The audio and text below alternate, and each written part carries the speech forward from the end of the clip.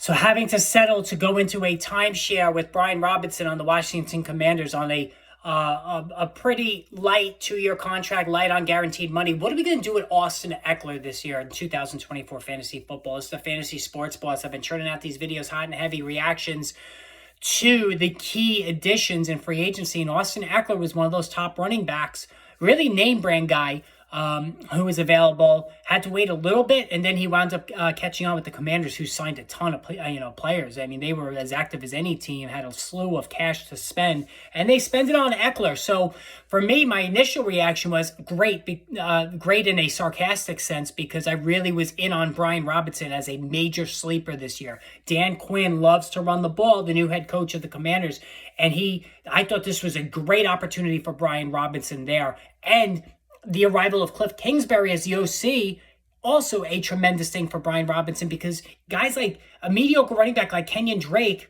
had the sixth most red zone carries one year with Kingsbury. James Conner was always at the top of the league as well in red zone touches. So that was what was slated for Brian Robinson, and it could still happen. But now Austin Ekeler is around to muddy the waters. Now, he's going into his age 29 season. Age 28 was really bad, right? Consensus top 5 pick in all leagues, PPR especially, coming off 2 beyond dominant MVP fantasy campaigns. 2021, 2022 were tremendous. I mean, the rushing touchdowns, shockingly good, to go along with all the receiving work that he typically supplies, and the rushing numbers were going through the roof as well. Ekeler was as good as any player.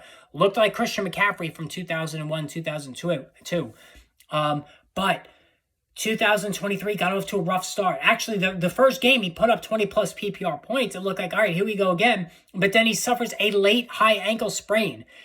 This injury seemed to just dog Ekeler the rest of the way. All right, he looked like he was running in quicksand. Now, first of all, he missed 4 games. So right off the bat, week 1, he suffers the sprain, misses 4 games. He comes back, finishes the year, but he looked like he was running in quicksand. I had Ekeler in the one team that lost, that I went in as a top seed. It was ugly. It was really ugly. He had a blip when he came back where he had a couple of 20-point games in a row, 2 20-point games in a row, really. But then he crapped the bed again, to the point where I believe it was 6 of the last 7 games through week 17, which was the fantasy championship. 6 of the last 7 games, Ekeler posted single-digit PPR points. Anybody who had Ekeler has scars from that. It was ugly. You got to the point where you openly debated benching Ekeler for the fantasy football playoffs. And it turned out to be the right call. The team was so bad, especially at quarterback. Ekeler was so bad, single-digit points in 6 of 7 games. 6 of 7 games to end the season. It was just awful. Totality, 628 rushing yards, 5 touchdowns only, 51 catches, which is a good number, 436 yards and another score, but 3.5 per carry, which was just comically inept, just so bad. And again, how much did that high ankle sprain hurt him? I think it definitely had an impact. There's no doubt about it. He had no burst. Looked like he was running in place. Like, it was really bad. So I think that definitely had something to do with it.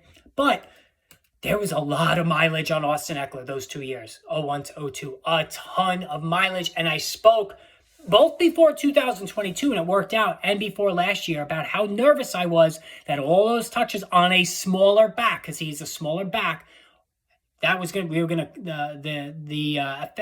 after effects were going to start to happen eventually. And they did. 29 years old now. He's going to a Commanders team where he's not the guy. I think Brian Robinson's going to be the first and second down guy. They're going to sprinkle Ekeler in a lot. He's going to, I think Ekeler will get enough carries. And he's going to be the third down receiving guy. There's no question. But remember this. When you automatically want to throw Ekeler out, keep in mind that his first 3 or 4 years in the league, he played in tandem with Melvin Gordon, and it was primarily the receiving back. He had 92 catches one year. He was a strong running back, too, in PPR leagues, with Gordon getting the dominant share of rushing attempts. That could happen. Like, if Ekeler goes out and catches 60 passes, which I think he could, I have him down for 62 catches, but only 565 rushing yards. he could be a running back 2 again in PPR, and his value is going to go into the toilet in terms of ADP. There's some attraction to it, but again, like Aaron Jones, I'm not chasing these aging backs. I'm just not doing it. If they fall in my lap, fine. But Jones, I'm going to keep it open on. Ekeler, I think I'm just done with it. If he comes back and he posts a comeback season, great. Whoever got him. I'm not gonna beat myself up on it. So what do you think about Austin Ekeler? I'm really curious to hear what you have to say about him. Post in the comments. More videos on the way. Stay tuned.